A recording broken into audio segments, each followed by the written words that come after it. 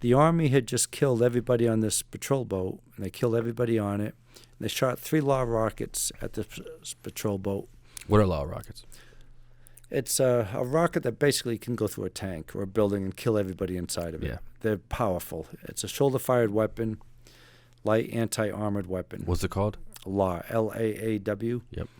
And so these Army guys, they shot 3 of them at the boat, Oh, my God. and 2 of them were duds. They didn't go off. So we were called to come take this boat and bring it to shore. And this was right after the invasion in Panama. We just lost 4 SEALs. I lost a lot of friends that night, and some of my friends were shot and paralyzed and shot and wounded. And it was just a bad week, And then anyways, we got this ship, and the Army killed everybody on it. They wanted us to go pull the ship to shore. Mm-hmm. So our guys were up for a couple of days. We finally got to it. Everyone's tired, and the smell of death was terrible. There were dead bodies everywhere. The driver of the ship got hit with a 50 cal round. Oh, my God. And I don't mean to be too gross here, but his brains were on the ground, just maggots everywhere.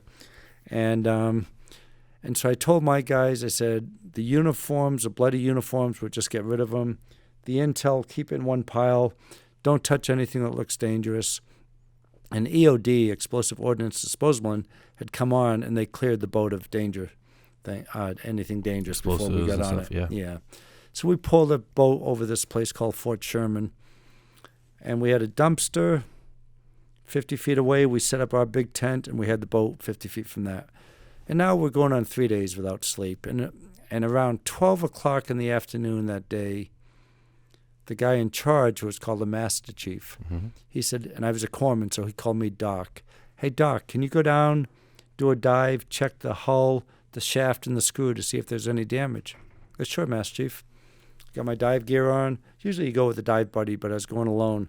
I said, Master Chief, if you need me for anything, just bang on the deck 3 times with something, and I'll surface. So I started to go down the ladder. He goes, Doc, how's this? And he picked up what he thought was a pipe right next to him, and he banged it 3 times. I didn't see what he had in his hand, but I said, yeah, that's fine, Master Chief. And I went down. I was underwater 45 minutes.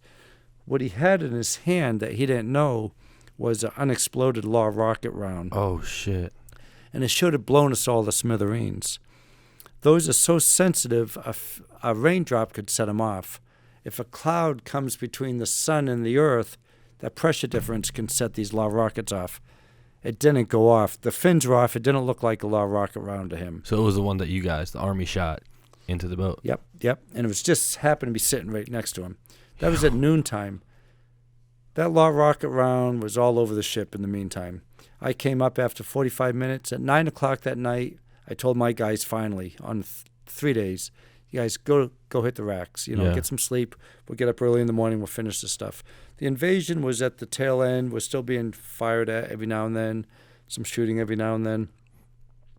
And then around 10 at night, there's this big explosion. And what happened, 3 Army guys came up to the ship, and they asked the 2 workers on the ship, all those uniforms you guys are throwing away, can we have those? We're going to create a war museum. The guys on the ship said, yeah, they're in the dumpster. So 2 of the guys jumped into the dumpster. They're handing over all the uniforms that we threw in there, all bloodied uniforms. Yeah. And then one of the guys jumped out, and this one guy is a captain. His first name's Mark. He looked down. He thought he saw a flashlight, but it was a law rocket round. The other one. And he reached down to it to pick it up, and it blew up. And he got blown up. And he got blown up out of the dumpster. His eyes were here. His hands were missing. His leg was missing. And I was 5 seconds away from him. I grabbed my weapon, grabbed my medical kit. I was right there. And I just saw garbage everywhere. And I never saw a person living who looked more dead. Wow. And I did what a medic does, airway, breathing, circulation, disability exposed, patched up all the bleeding, got my IVs in where I could get them, called for a medevac, and I saved his life. He lived? He lived. And then what happened is on the helicopter, he passed away. He died. And they brought him back, resuscitated him. Then he went to the hospital in Texas, passed away again. He had all these shrapnel in his organs. Yeah.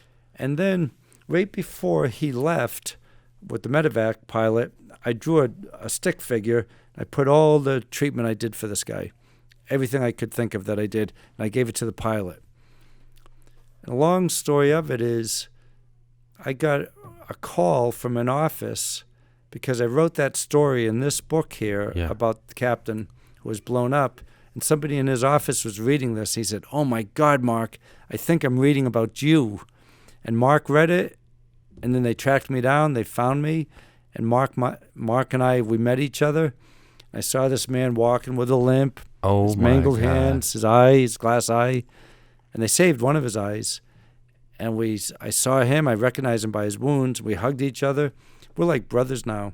And I just went to his retirement last week. That was the end of his military career that Obviously, day. yeah. But then he went into work in the intel community, and he just retired from the intel community. But those days those are the most meaningful days of your life.